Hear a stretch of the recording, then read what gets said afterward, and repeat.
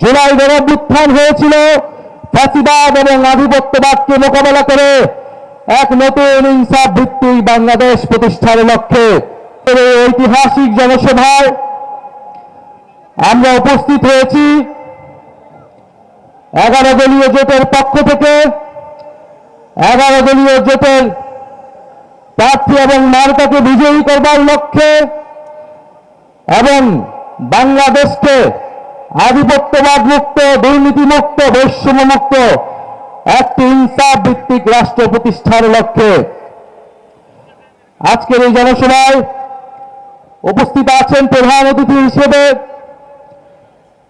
বাংলাদেশ জামাত ইসলামের সংগ্রামী আমির 11 দলীয় জোটের প্রধান কান্ডারি ডক্টর শফিকুর রহমান। আরো উপস্থিত আছেন আজকের এই জনসভা যাকে কেন্দ্র করে আজকের এই জনসভার সম্মানিত সভাপতি বাংলাদেশ জামাত ইসলামের সংগ্রামী নায়েবে আমির ডক্টর আব্দুল্লাহ মোহাম্মদ তাহের ভাই। ডক্টর আব্দুল্লাহ মোহাম্মদ তাহের ভাই 5ই আগস্ট পরবর্তী সময়ে ঐক্যমত্য কমিশন থেকে সেই সংস্কার প্রক্রিয়ার থেকে এই 11 দলীয় জোট গঠন পর্যন্ত কঠোর পরিশ্রম উনি করেছেন। তার অক্লান্ত পরিশ্রম এবং চেষ্টার ফলে বাংলাদেশে সংস্কার প্রক্রিয়া এবং জুলাই সনদ গণভোটের দিকে গিয়েছে এবং এই 11 দলীয় জোট আজকে একত্রিত নির্বাচন করতে পারছে। আজকে 14 গ্রামের জনগণ প্রতি আমাদের আহ্বান থাকবে, আপনারা ডক্টর সৈয়দ আব্দুল্লাহ মোহাম্মদ তাহের ভাইকে দাঁড়িপাল্লা মার্কায় ভোট দিয়ে জয়যুক্ত করে সংসদে পাঠাবেন। তিনি সংসদে গিয়ে শুধু 14 গ্রামের জন্য নয়, সারা বাংলাদেশের মানুষের পক্ষে কথা বলবেন, সংস্কারের পক্ষে কথা বলবেন। প্রিয় জনগণ, প্রিয় 14 গ্রামবাসী, একটা কথা স্পষ্টভাবে মনে রাখতে হবে, এই নির্বাচন কোনো বিচ্ছিন্ন ঘটনা নয়।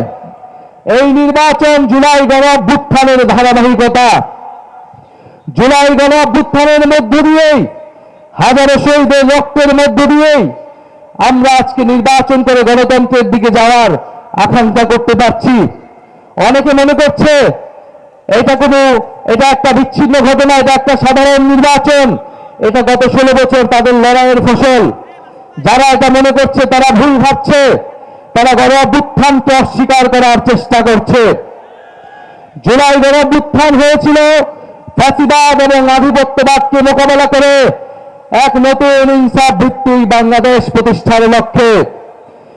কিন্তু আমরা দেখছি আমাদের পার্শ্ববর্তী দেশ, যারা বিভিন্ন সময় গত 16 বছর ধরে বাংলাদেশের রাজনীতি এবং বাংলাদেশের নির্বাচনে বারবার হস্তক্ষেপ করে গিয়েছে, এবারের নির্বাচনকে ঘিরে তাদের নানান তৎপরতা আমাদের চোখে পড়ছে। তাদের একজন কূটনৈতিক বলেছেন যে 11 দলীয় জোট ক্ষমতায় ভোট চুরি ছাড়া যেতে পারবে না, অর্থাৎ তারা স্পষ্টভাবে একটি দলের পক্ষে অবস্থান নিয়েছেন। গত 16 বছর ধরে তারা ফ্যাসিবাদের পক্ষে অবস্থান নিয়েছেন। আমাদের ভাই শরীফ ওসমান হাদি সে ভারতীয় আধিপত্যবাদের বিরুদ্ধে লড়াই করে শহীদ হয়েছেন। আমরা স্পষ্টভাবে বলে দিতে চাই, বাংলাদেশে সরকারকে ক্ষমতায় আসবে, সরকারকে গঠন করবে, তা নির্ধারণ করবে একমাত্র বাংলাদেশের জনগণ। যদি কোনো আধিপত্যবাদী শক্তি চেষ্টা করে এই সরকার, এই নির্বাচনকে তারা হস্তক্ষেপ করার চেষ্টা করে, তাদের বিরুদ্ধে বাংলাদেশের জনগণ দাঁড়াবে।